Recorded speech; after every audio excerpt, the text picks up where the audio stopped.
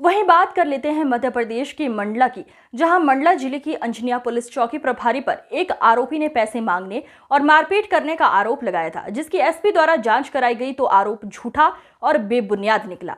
Police ने आरोपी को चेक बाउंस के मामले में गिरफ्तार किया था। दरअसल मंडला पुलिस जनसुनवाई में आवेदक अरविंद यादव द्वारा चौकी प्रभारी अंजनिया द्वारा पैसे की डिमांड एवं जल कर्मियों द्वारा जेल में मारपीट किए जाने के संबंध में शिकायत की गई थी, जिस पर एसपी रजत सकलेचा के द्वारा जांच कराई गई, जिसमें आवेदक द्वारा की गई शिकायत झूठी और बेबुनियाद निकली।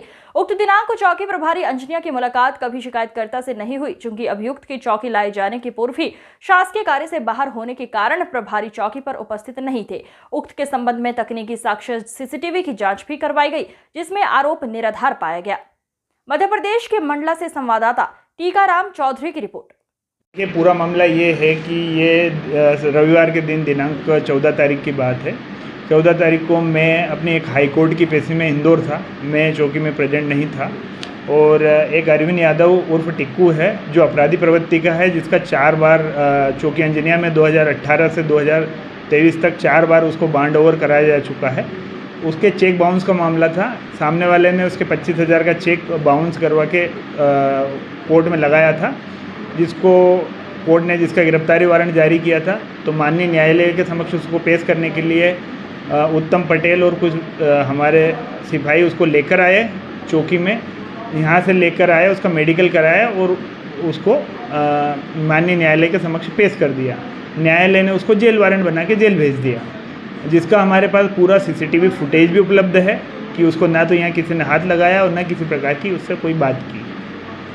तो ये मामला पूरा झूठा है और वो खुद अपराधी प्रवृत्ति का व्यक्ति है।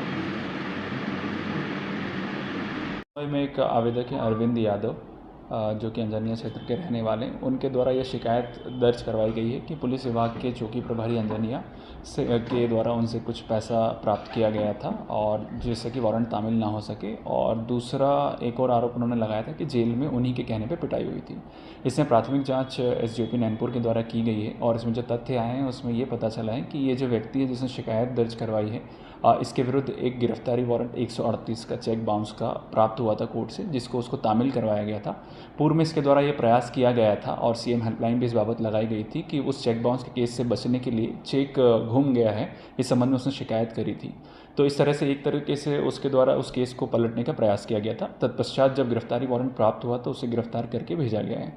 उसके द्वारा आरोप लगाया गया कि उसी दिनांक को उससे पैसा भी प्राप्त किया गया है। तो इस संबंध में जब जांच की गई है, प्राथमिक जांच में ये आया है कि जो चौकी प्रभारी हैं वो उस दिन एनडीपीएस के एक केस के लिए हाईकोर्ट इंदौर सुबह रवाना हुए थे और तत्पश्चात ये आरोपी सीसीटीवी में भी देखने में आ रहा है थाने लाया गया था। और जब जेल में भी इसमें चेक करवाया गया तो इसमें भी दिखा है कि वो आते और जाते वक्त, चूँकि मेडिकल करवाने के पश्चात ही जेल में दाखिल किया जाता है, तो तब कोई भी चोट नहीं थी और जब जेल से बाहर निकल रहे हैं तब भी कोई चोट उसको नहीं है। तो लगता है कि ये कहीं और से घटना घटित हुई है, लेकिन इसकी विस्तृत जांच को भी अभी करवाया जा रहा है और अगले 2 से 3 दिवस में हम लोग अंतिम निष्कर्ष पर पहुंच पाएंगे। लेकिन प्राथमिक रूप से ये जो आरोप है पूर्णतः निराधार प्रतीत होता है।